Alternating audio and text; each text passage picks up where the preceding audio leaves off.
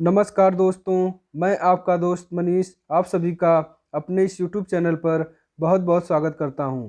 तो दोस्तों, आज हम लोग इस वीडियो में बाल मनोविज्ञान के अंतर्गत जीन पियाजे के संज्ञानात्मक विकास सिद्धांत को देखेंगे।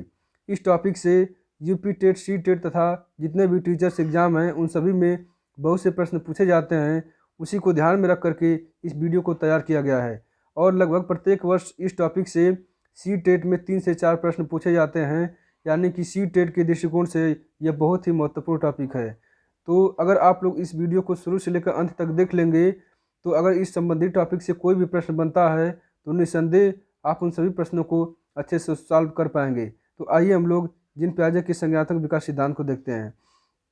तो जो जीन पियाजे महोदय हैं यह अपने सिद्धांत में संज्ञानात्मक पर सबसे अधिक बल दिए हैं। तो सबसे पहले हम लोग यह समझेंगे कि संज्ञान होता क्या है। जो संज्ञान शब्द है इसको इंग्लिश में कॉग्निशन बोलते हैं और इस जीन पियाजे के संज्ञानात्मक विकास सिद्धांत को इंग्लिश में थ्योरी ऑफ कॉग्निटिव डेवलपमेंट बोलते हैं। यह जो सिद्धांत है अगर इसको हिंदी शब्द को देखेंगे तो हिंदी में इसके अलग अलग नाम हैं, लेकिन अगर आप लोग इंग्लिश शब्द को देखेंगे तो इंग्लिश में सिर्फ एक ही नाम है।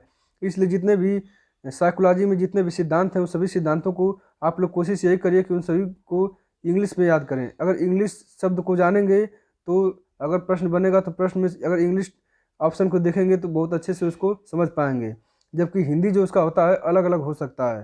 तो आइए हम लोग सबसे पहले जानते हैं कि संज्ञान होता क्या है। तो जो संज्ञान होता है यह बालक के मस्तिष्क में जितनी भी प्रक्रियाएं होती हैं या फिर जितनी भी मानसिक प्रक्रियाएं बालक करता है उन सभी मानसिक प्रक्रियाओं को सम्मिलित रूप से संज्ञान कहते हैं। जैसे कि बालक जो है अपने मस्तिष्क में संवेदना सेंसेशन जो होता है यह भी करता है, प्रत्यक्षण यानी प्रत्यक्षीकरण करता है, प्रतिमा इमेज बनाता है या फिर किसी चीज़ को धारण करता है उसके ऑब्जर्व करता है, या फिर समस्या समाधान, तर्क या चिंतन थिंकिंग या फिर रिकॉल, या यानी जितनी भी मानसिक प्रक्रियाएं हैं संवेदना, प्रत्यक्षण, प्रतिमा बनाना, समस्या समाधान करना, तर्क करना, चिंतन करना या फिर किसी चीज़ को पुनः रिकॉल करना, याद करना, ये जितने भी मानसिक प्रक्रियाएं हैं, जितनी भी मानसिक क्रियाएं हैं, इन सभी मानसिक क्रियाओं को सम्मिलित रूप से संज्ञान कहा जाता है। यानी बालक जब अपने मस्तिष्क में इन सभी क्रियाओं को करता है तो इन मानसिक क्रियाओं को सम्मिलित रूप से संज्ञान कहा जाता है। मैं उम्मीद करता हूँ कि संज्ञान शब्द आप लोग अच्छे से समझ गए होंगे और हम लोग आगे जीन पियाजे के बारे में थोड़ा सा जानते हैं। तो जो जीन पियाजे महोदय हैं यह स्विट्जरलैंड के निवासी थे और यह एक साइकोलॉजिस्ट से एक मनोचिकित्सक थे। इन्होंने अपने आस पड़ोस के बच्चों पर तथा अपने खुद के 3 बच्चों पर अध्ययन किया और इन्होंने उन बच्चों के मानसिक प्रक्रियाओं को यानी बालक के संज्ञान को देखा और उसका अध्ययन किया और उसी के अध्ययन के परिणाम स्वरूप इन्होंने संज्ञानात्मक विकास सिद्धांत को 4 अवस्थाओं में वर्गीकृत किया और उस 4 अवस्थाओं में इन्होंने यह बताने का प्रयत्न किया कि जो बालक होता है उसके आयु के अनुसार जो उनमें परिवर्तन होते हैं वह बहुत से परिवर्तन सामने प्रकट होते हैं। यानी जो बालक के अंदर जो मस्तिष्क का विकास होता है यानी जो संज्ञान का विकास होता है वह उनके अवस्थाओं के अनुसार होता है, उनके आयु के अनुसार होता है और उनके आयु के अनुसार ही उनके मस्तिष्क में बहुत से बदलाव देखने को मिलता है। तो उसी के आधार पर यह बालक के संज्ञानात्मक विकास को 4 अवस्थाओं में बांटते हैं। जो जीन पियाजे का सिद्धांत है संज्ञानात्मक विकास का सिद्धांत, इसको अन्य 4 नामों से भी जाना जाता है। यह अन्य 4 नाम भी आप लोग अच्छे से जान लें क्योंकि यहाँ से भी कई बार प्रश्न पूछा गया है कि अवस्था का सिद्धांत किसे कहते हैं, विकासी अवस्था का सिद्धांत किसे कहते हैं। तो इस प्रकार से इन सभी नामों को जान लेते हैं। तो जो पहला नाम है संज्ञानात्मक विकास का सिद्धांत, इसको संज्ञानात्मक विकास का सिद्धांत इसलिए कहा जाता है क्योंकि जीन पियाजे महोदय ने बालक के संज्ञान का अध्ययन करके ही इस संज्ञानात्मक विकास सिद्धांत को प्रतिपादित किया है तथा इसको विकासात्मक सिद्धांत भी कहा जाता है। इसको विकासात्मक सिद्धांत इसलिए कहा जाता है क्योंकि इसमें जीन पियाजे महोदय ने यह बताने का प्रयत्न किया है कि जो बालक है बालक में आयु के परिवर्तन के परिणाम स्वरूप उसके मस्तिष्क में बहुत से विकास देखने को मिलते हैं। यही कारण है कि इसको विकासी अवस्था का सिद्धांत या फिर विकासात्मक सिद्धांत भी कहते हैं तथा इसको अवस्था का सिद्धांत भी कहते हैं। इसको अवस्था का सिद्धांत इसलिए कहते हैं क्योंकि जीन पियाजे महोदय ने अपने इस सिद्धांत में बालक की विभिन्न अवस्थाओं का वर्णन किया है। यानी बालक की संज्ञान को इन्होंने 4 अवस्थाओं में बांटा है और 4 अवस्थाओं में बांट करके उनके विशेषताओं को बताने का प्रयत्न किया है। और हम लोग जीन पियाजे के सिद्धांत से संबंधित कुछ महत्वपूर्ण शब्दावलियाँ हैं, उस शब्दावलियों को हम लोग जान लेते हैं। तो जो जीन पियाजे महोदय हैं इन्होंने अपने सिद्धांत को 2 वर्गों में वर्गीकृत किया। पहला था संगठन तथा दूसरा था अनुकूलन। अनुकूलन जो संगठन है, संगठन में इन्होंने यह बताने का प्रयत्न किया है कि जो बालक होता है यह प्रत्यक्षीकरण के माध्यम से जो भी सूचनाएं अपने मस्तिष्क में ग्रहण करता है उन सूचनाओं को संगठन कहते हैं।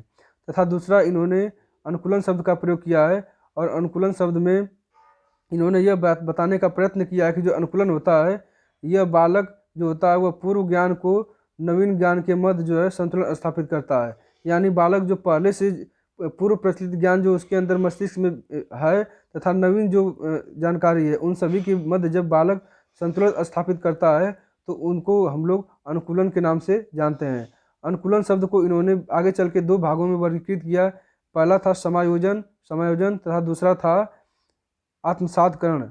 आत्मसातकरण को इन्होंने इंग्लिश में एसिमिलेशन शब्द का प्रयोग किया है। तो अनुकूलन शब्द में जैसे कि मैं उदाहरण के माध्यम से समझाता हूँ कि अनुकूलन क्या होता है। जैसे मान लीजिए कोई एक बालक है, वह दाल को खा लेता है तथा चावल को भी खा लेता है, यानी अलग अलग जब उसको दाल और चावल दिया जाता है तो वह अलग अलग दाल और चावल को खा लेता है। लेकिन जब उसको उस बालक को दाल और चावल दोनों साथ में दिया जाता है तो वह बालक उस दाल और चावल को मिक्स करके दोनों को साथ में मिक्स करके खाने लगता है। तो इस प्रकार से बालक जो होता है वह दाल चावल के मध्य जो है संतुलन स्थापित करता है। यानी उसको जो पूर्व ज्ञान है उस पूर्व ज्ञान में नवीन ज्ञान के मध्य वह जो है संतुलन स्थापित कर लेता है, और संतुलन स्थापित करके दाल और चावल को मिक्स करके वह खाना सीख जाता है। यानी उन दोनों वस्तुओं में यानी दाल और चावल में वह जो है अनुकूलन स्थापित कर लेता है, यानी उन दोनों के मध्य संतुलन स्थापित कर लेता है। अब अनुकूलन शब्द को इन्होंने दो भागों में वर्गीकृत किया है। पहला है आत्मसातकरण, जिसको इंग्लिश में एसिमिलेशन बोलते हैं। तो यह जो एसिमिलेशन होता है, प्रचलित योजनाओं में जब कोई नई जानकारी जोड़ी जाती है तो उसे आत्मसातकरण कहते हैं। आत्मसातकरण का अर्थ है नवीन जानकारियों को पूर्व प्रचलित योजनाओं में यथावत व्यवस्थित करना है।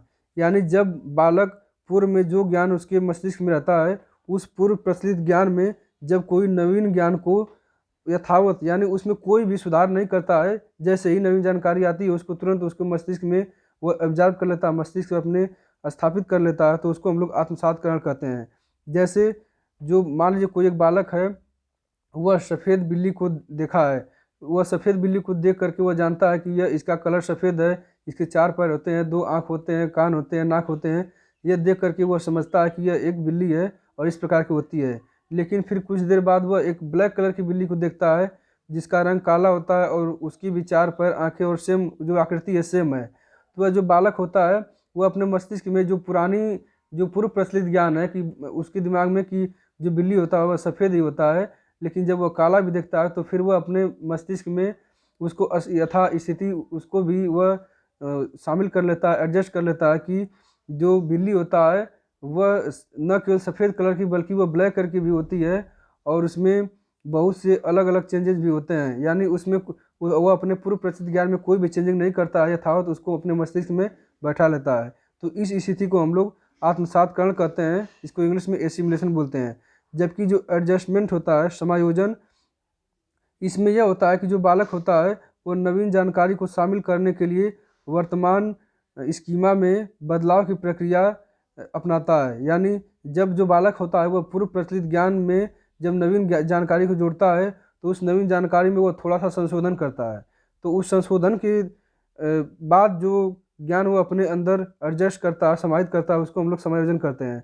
यानी जो आत्मसातकरण है और समायोजन है, इन दोनों में मूल अंतर यही है कि जो आत्मसातकरण होता है उसमें जो बालक होता है पूर्व प्रचलित ज्ञान को जब नवीन ज्ञान से जोड़ता है तो उसमें कोई भी सुधार नहीं करता है, कोई भी बदलाव नहीं करता है, बल्कि उसको यथास्थिति अपने मस्तिष्क में धारण कर लेता है।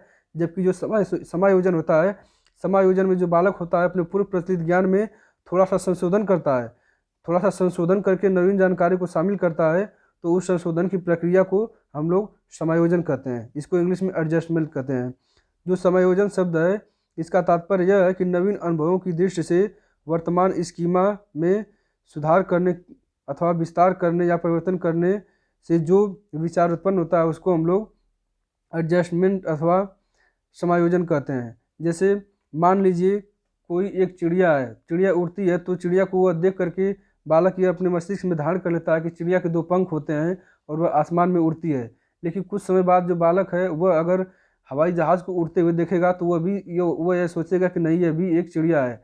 लेकिन जब उसको बताएगा, उसको लोगों के द्वारा बताया जाएगा या फिर उस पर वह विचार करेगा तो वह देखेगा कि चिड़िया जो होता है वह सजीव होता है, इसमें दो पंख होते हैं, जबकि जहाज़ में ऐसा नहीं है।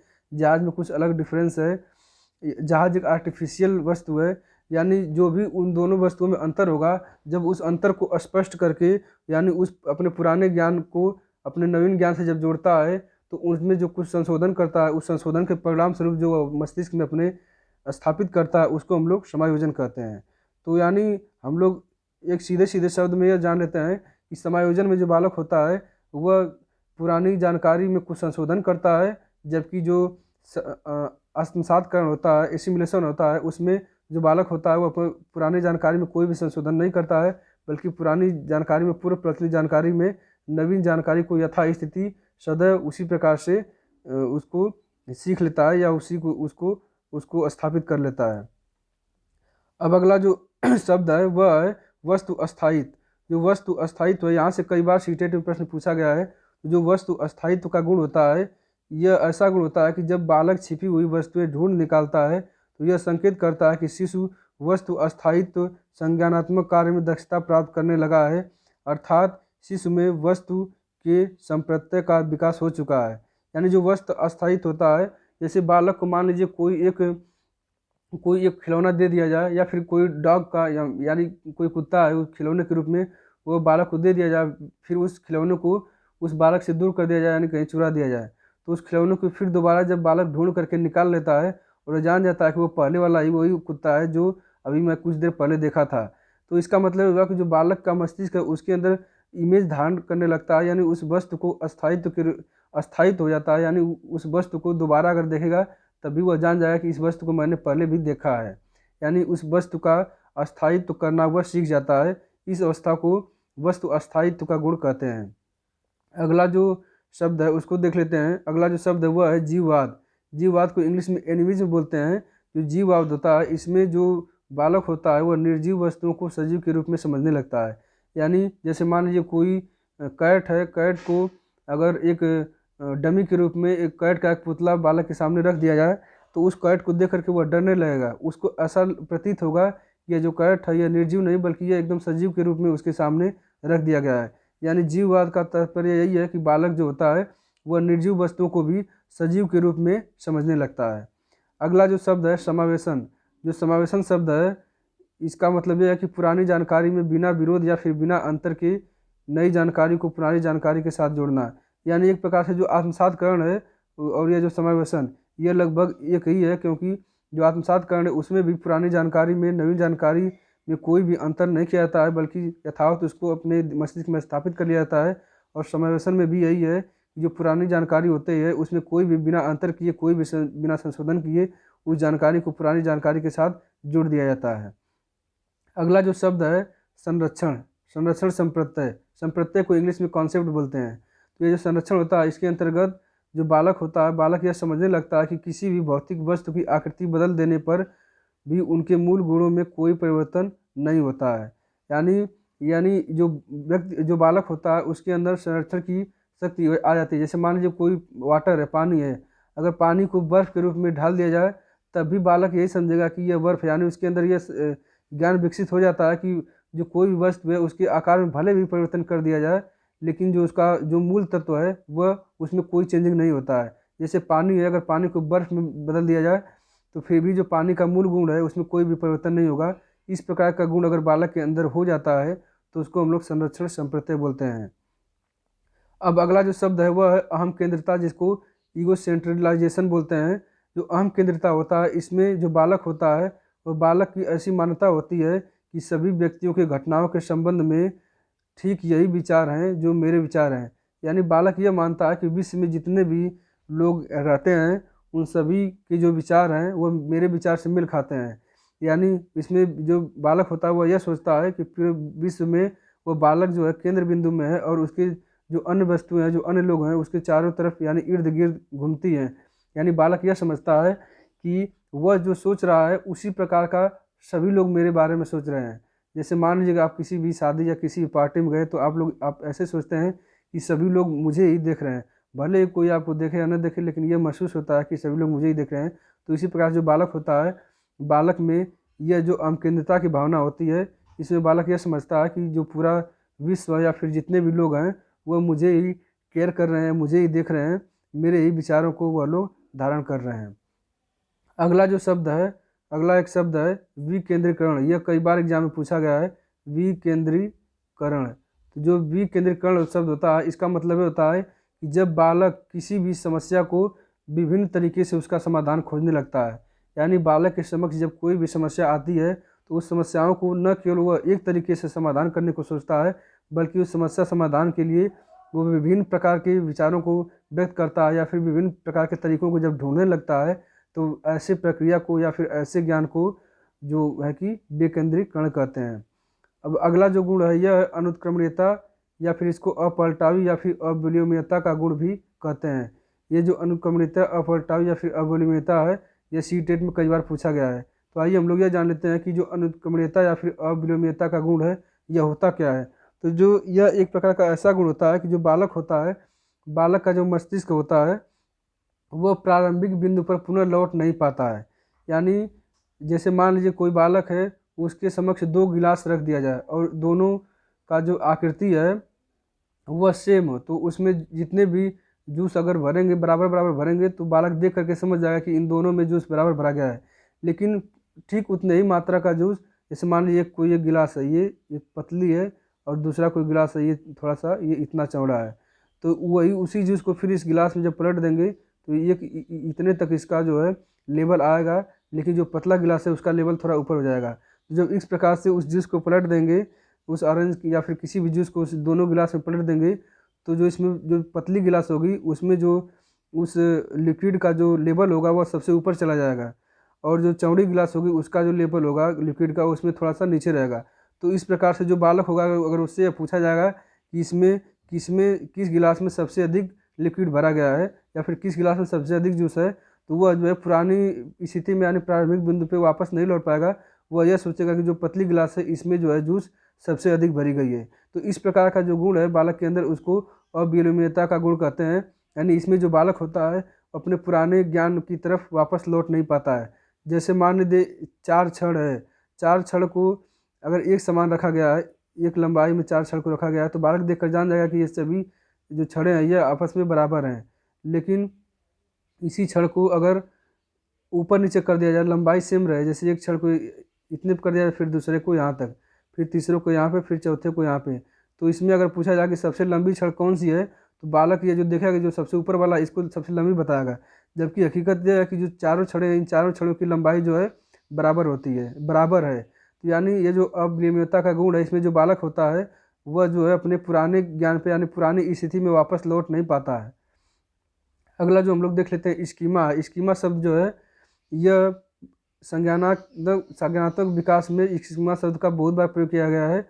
और ये संज्ञानात्मक विकास में जो स्कीमा शब्द है, इसका मतलब यह है कि शरीर द्वारा की जाने वाली सभी प्रक्रियाएं जो मस्तिष्क से जुड़ी रहती हैं, यानी जो बालक जो भी क्रियाएं करता है वह क्रियाएं जो कि उसके मस्तिष्क से जुड़ी रहती हैं, उन सभी क्रियाओं को हम लोग स्कीमा कहते हैं।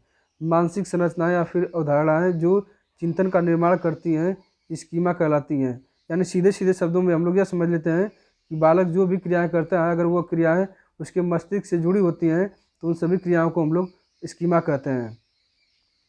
और हम लोग जिन पियाजे के द्वारा जो भी 4 अवस्थाओं को बताया गया है, उन सभी चारों अवस्थाओं को देख लेते हैं। तो जिन पियाजे महोदय ने संज्ञानात्मक विकास सिद्धांत को 4 प्रमुख अवस्थाओं में बांट करके उनका व्याख्या किया है। तो इसमें जो इनका जो पहला वर्गीकरण है, इसको संवेदी गामक या फिर पेशी अवस्था बोलते हैं।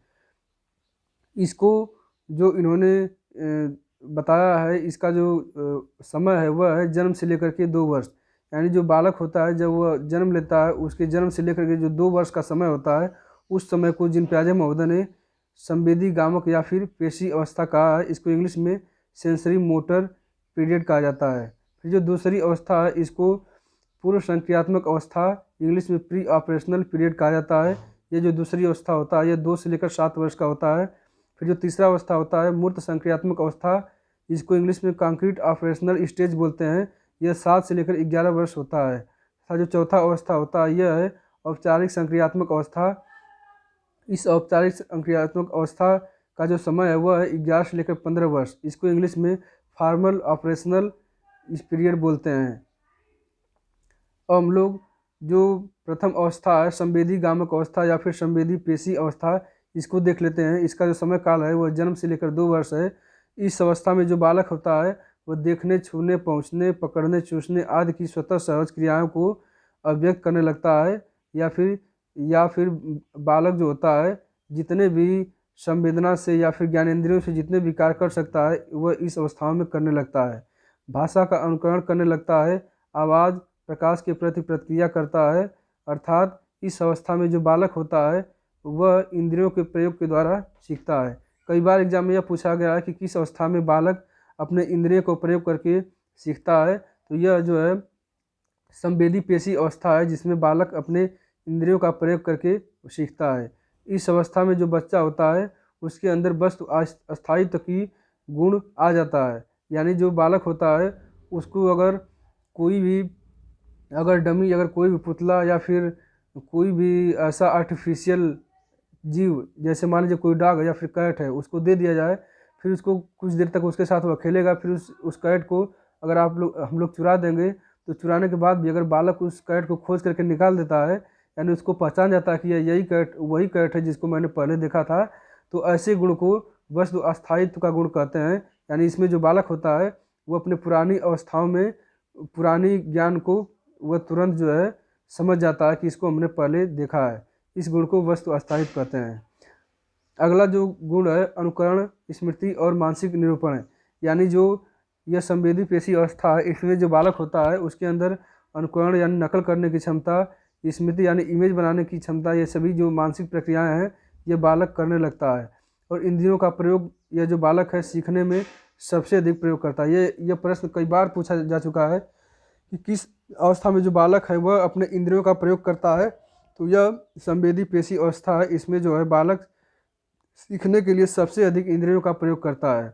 और इस अवस्था में बालक गामक क्रियाएं करता है। गामक क्रियाएं वह होती हैं जो बालक है मतलब उसमें कोई एक्टिविटी करता है, जैसे शरीर के द्वारा की जाने वाली जितनी भी क्रियाएं हैं, जैसे पकड़ना, कोई चीज़ को पकड़ना, खेलना, लिखना, यह जितने भी जन्मजात या फिर अर्जित प्रक्रियाएं हैं, इन सभी गामक क्रियाओं को बालक इस अवस्था में करने लगता है। अब हम लोग दूसरे अवस्था को देख लेते हैं। दूसरी जो अवस्था है वह है पूर्व संक्रियात्मक अवस्था। इसको इंग्लिश में प्री ऑपरेशनल स्टेज बोलते हैं। इसकी जो समय काल होता है यह 2 से 7 वर्ष होता है। इस अवस्था में जो बच्चा होता है उसके अंदर अहम केंद्रिता की भावना आ जाती है, यानी बालक के अंदर अहम केंद्रित की भावना का विकास हो जाता है। वे चीज़ों को स्वयं से संबद्ध करके देखने लगता है। यानी जो बालक होता है वह ऐसा, उसके अंदर ऐसी मान्यता आ जाती है कि विश्व में जितने भी चीज़ें हैं या फिर जितने भी वस्तुएं हैं वह मेरे तरफ हैं, यानी मेरे ही तरह, यानी मैं जो सोचता हूँ और लोग भी मेरे ही तरह सोचते हैं।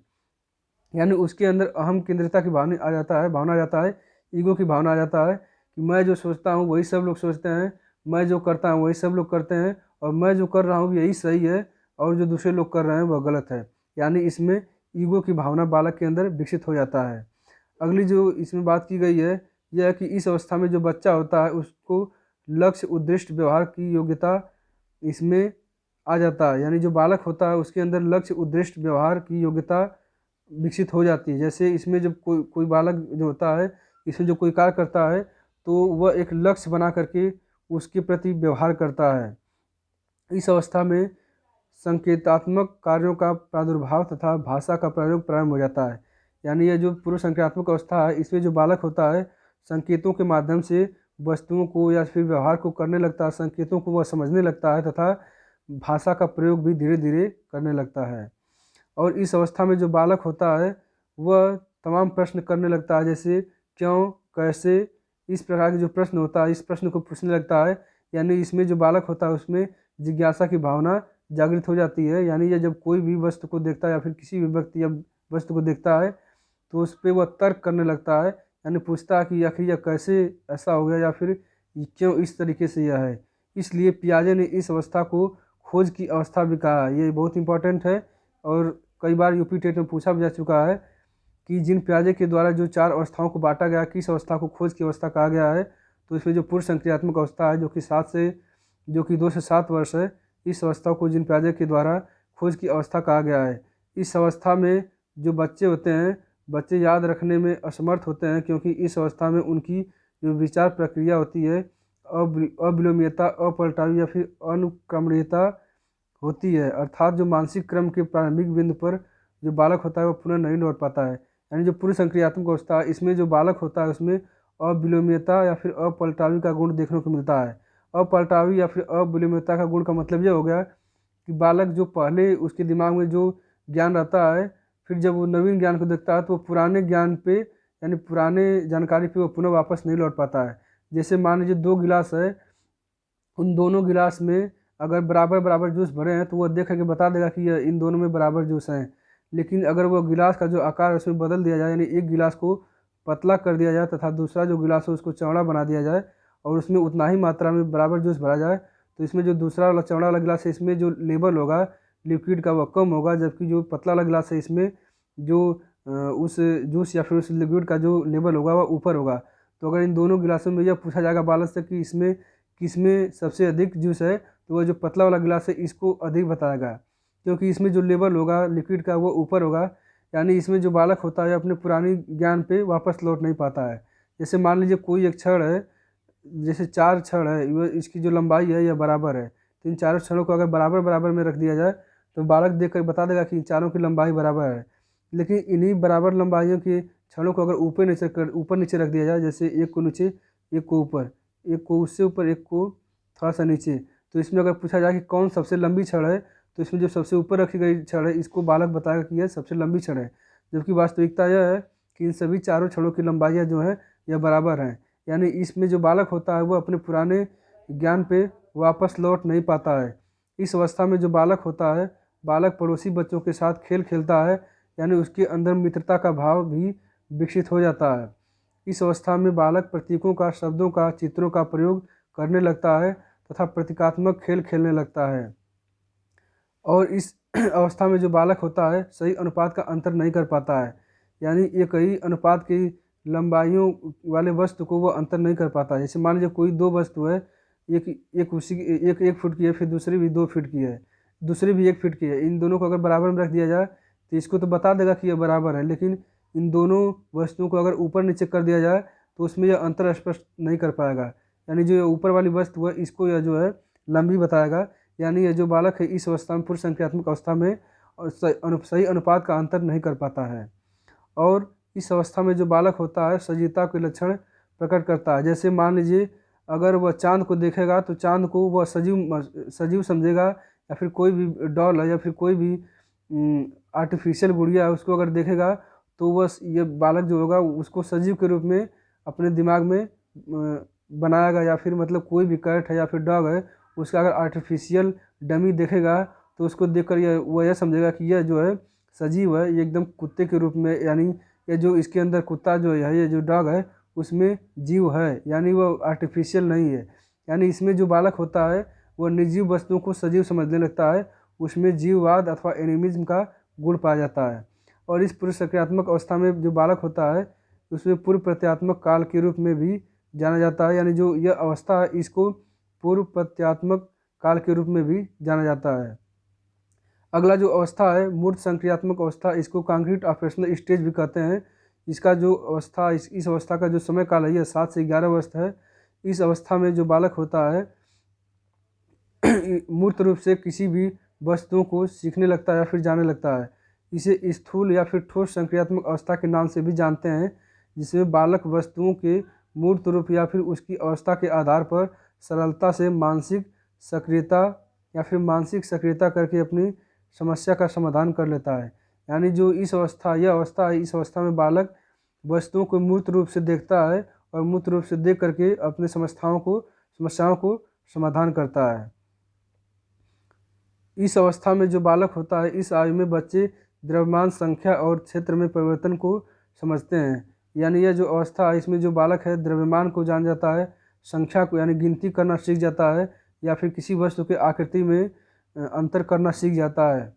यह कई बार एग्जाम पूछा गया कि किस अवस्था में बालक द्रव्यमान, संख्या और क्षेत्र में परिवर्तन करने को समझने लगता है, तो यह जो है तीसरी अवस्था है। इस अवस्था में बालक जो है इन सभी गुणों को जान जाता है।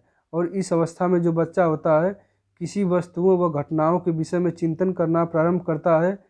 पियाजे के अनुसार इस अवस्था में जो प्रमुख 5 योग्यताएं विकास करती हैं वह हैं: पहला है संरक्षण, दूसरा है संख्या बोध, तीसरा है क्रमानुसार, चौथा है वर्गीकरण तथा पांचवा है पारस्परिक संबंध की क्षमता।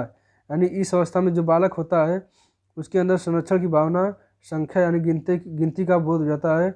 वह किसी वस्तु को क्रमानुसार सजाने लगता है, यानी कोई भी 5-6 वस्तु उसको दे दिया जाए तो उसको क्रम के अनुसार वह सजा देगा। और इस अवस्था में बालक जो है उसके अंदर वर्गीकरण की जो क्षमता होती है वह भी विकसित हो जाता है। तथा जो इस अवस्था में जो बालक होता है वह वस्तुओं को एक दूसरे से संबंध स्थापित करके सीखने लगता है। इस अवस्था में जो बालक होता है उसके अंदर तार्किक चिंतन, बौद्धिक संक्रियाएं जैसे गुणा जोड़ घटाना भाग, ये सभी जो बौद्धिक संक्रियाएं हैं यह सभी संक्रियाएं बालक के अंदर विकसित हो जाती हैं। यानी तर्क करने की क्षमता और जितने भी संक्रियाएं होती हैं, बौद्धिक संक्रियाएं, गुणा जोड़ घटाना भाग, ये सभी सीख जाता है। तथा इसके अतिरिक्त जो साधारण वर्गीकरण की क्रिया होती है इसको भी बालक करना सीख जाता है।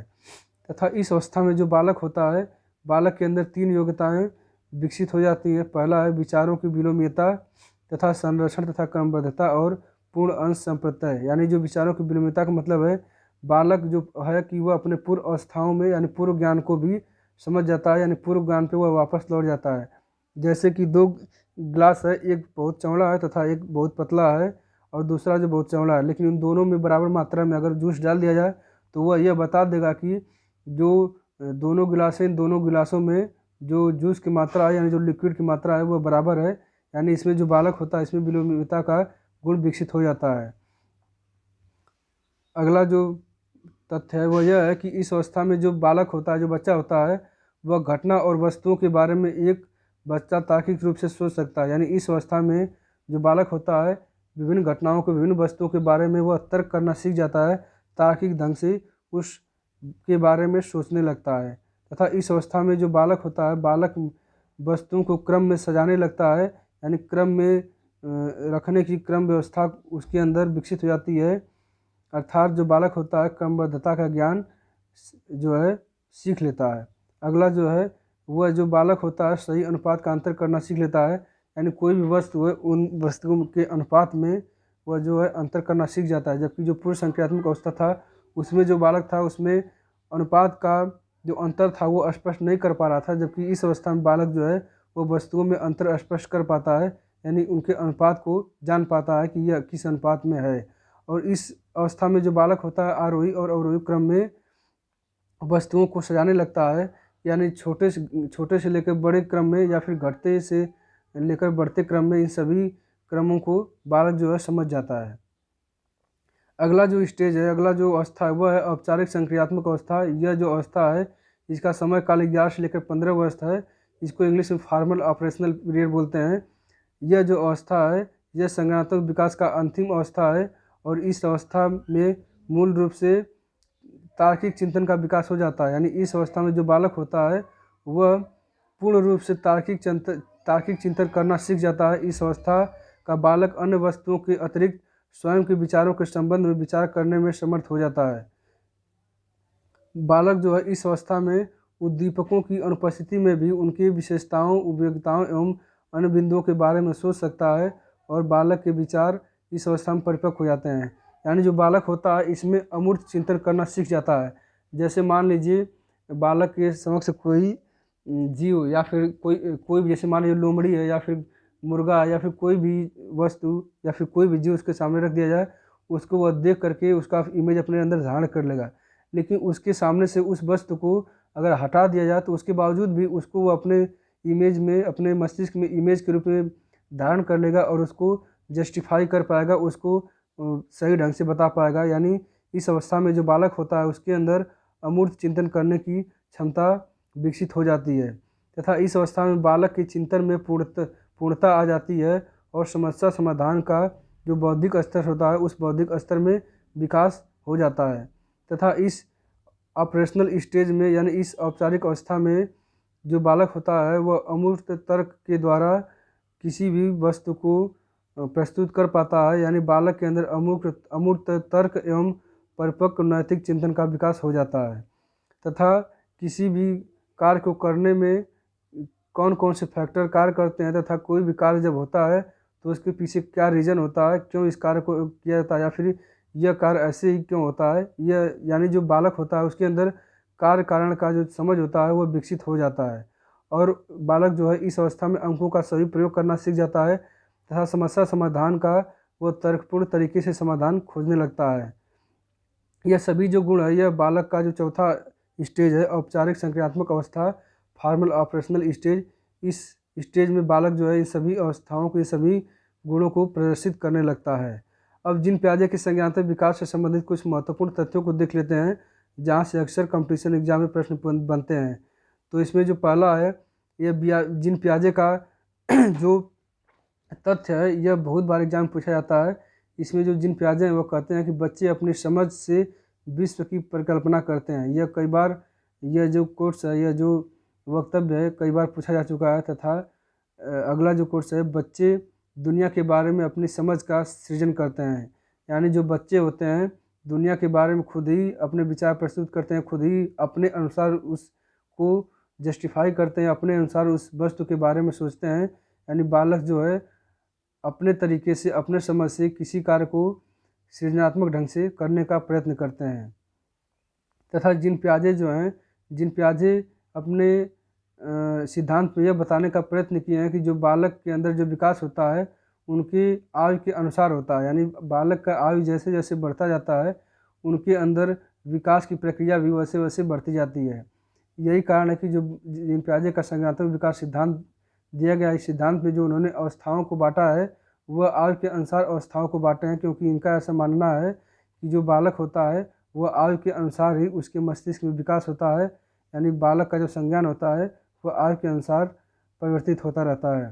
तथा जीन पियाजे के अनुसार जो बच्चे होते हैं, बच्चे सक्रिय ज्ञान निर्माता तथा नन्हे वैज्ञानिक हैं जो संसार के बारे में अपने सिद्धांतों की रचना करते हैं। तथा पियाजे के अनुसार बच्चे अनुकूलन की प्रक्रिया द्वारा सीखते हैं, बच्चे अपने ज्ञान का निर्माण स्वयं करते हैं।